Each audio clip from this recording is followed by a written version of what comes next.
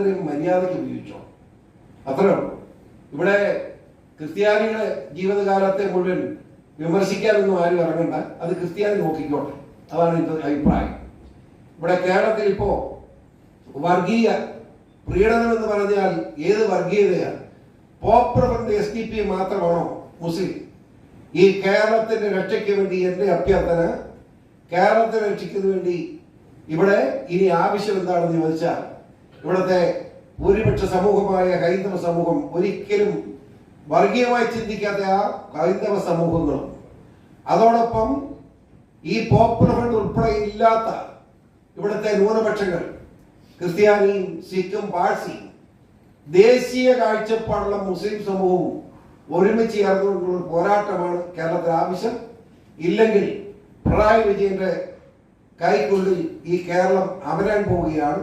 അത് മോചിപ്പിക്കാൻ ഞാൻ ഈ പറഞ്ഞ മുന്നണി ഉണ്ടാകണം എന്നാണ് ഞാൻ ആഗ്രഹിക്കുന്നത്. ലൗകികത ഉണ്ടെന്നുള്ള ആർക്കാ സംശയം? ആർക്ക് സംശയമില്ലല്ലോ. ഈ അതായത് സുപ്രീം കോടതി പറഞ്ഞാണ് പേടിപ്പിക്കുന്നത്. സുപ്രീം കോടതി എന്താ ലൗകികാതം എന്ന് പറയുന്നൊരു വാക്ക് ഡിക്ഷണറിയിൽ ഇല്ലെന്നാ പറഞ്ഞത്. അത് ശരിയാണ്. ലൗകികാത എന്താ? ഇവിടുത്തെ ഹിന്ദു ക്രിസ്ത്യൻ പെൺകുട്ടികളെ പോപ്പുലർ ഫ്രണ്ടിന്റെയും തീവ്രവാദികളുടെയും ഉൾപ്പെടെ ഉള്ള SDP ഉൾപ്പെടെയുള്ള തീവ്രവാദികൾ പ്രേമം അഭിനയിച്ച് തട്ടിക്കൊണ്ടുപോയി, മാതാപിതാക്കളിൽ നിന്ന് തട്ടിക്കൊണ്ടുപോയി, ഒരാഴ്ച ഭാര്യ ഭർത്താവിനെ പോലെ ജീവിച്ച് അത് കഴിഞ്ഞ് കോഴിക്കോട് ഒരു വലിയ ഗൂഢസംഘത്തിൽ കൊണ്ട് കൊടുത്ത് അവിടെ 5-6 കളവന്മാരുടെ ബലാത്സംഗത്തിന് ഇരയായി സിറിയയിലേക്ക് കടത്തി സിറിയയിലെ തീവ്രവാദികളുടെ ഉപകരണമായി മാറുന്നു. അതാണ് ലവ് ജിഹാദ് എന്ന് പറയുന്നത്. അതല്ലാതെ ലവ് ജിഹാദ് എന്ന് പറഞ്ഞതിന് അർത്ഥം ഇത് വളരെ വ്യക്തമായിട്ട് ഞാൻ പറയുക. 500 മുകളിൽ ആളുകളാണ് നമ്മുടെ കേരളത്തിൽ നഷ്ടപ്പെട്ടിട്ടുണ്ട്. നിഷേധിക്കട്ടെ, 500 മുകളിൽ 40 കുട്ടികളെ ഞാൻ രക്ഷിച്ചിട്ടുണ്ട്. അതുകൊണ്ടാണ് പറയുന്നത്. ഞാൻ തന്നെ കോഴിക്കോട്ട് അവരുടെ സമ്മേളനത്തിൽ ബലമായിട്ട് കയറിയാണ്, എനിക്കറിയാം. അതുകൊണ്ടാണ് ഇല്ലാതെ പറയാൻ ഞാനൊന്നും അവരുടെ ബോധ്യത്തോട് ഞാൻ പറയുന്നു. മണിപ്പൂർ പറയുന്ന മാന്യന്മാരോട് ചോദ്യങ്ങളുണ്ടെങ്കിൽ ഇവിടെ പൂജ വലിയ നമ്മുടെ കൊറോണ പള്ളി, ആ പള്ളിയിൽ ഒരു വൈദികനെ 27 പിള്ളേർ കൂടി, പിള്ളേരെന്ന് തന്നെ പറയുന്നത് മുസ്ലിം പിള്ളേരാണ് മുഴുവൻ, വണ്ടി ഇടിച്ച് കൊല്ലാൻ ശ്രമിച്ച അച്ഛൻ ആശുപത്രി കിടന്നു. 4-5 ദിവസം ആശുപത്രി കിടന്നു. ഞാൻ പോയി കണ്ടയാളാ.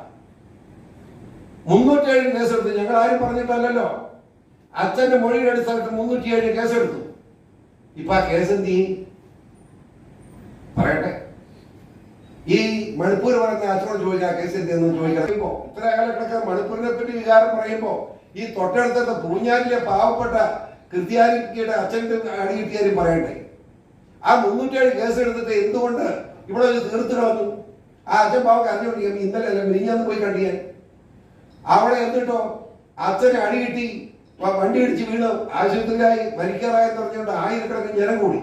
ആ കൂടി ജനങ്ങളെ പ്രതിയായി കേസെടുത്ത് ജാമ്യമില്ല. അവർ ഹൈക്കോടതി ജാമ്യം എടുത്ത് നടക്കുക. ഈ പിള്ളേരുടെ കേസൊക്കെ എടുത്ത് കളഞ്ഞപ്പോ 27 പേരെ വെറുതെ കിട്ടുന്ന ഇപ്പൊ മന്ത്രി വാസവ പ്രഖ്യാപിച്ചു. ശരി, എന്നാ ആ കോഴിക്കോട് ക്രിസ്ത്യാനി കേസ് വെറുതെ വിടണ്ടേ? അത് ഹൈക്കോടതി ഇരിക്കുക.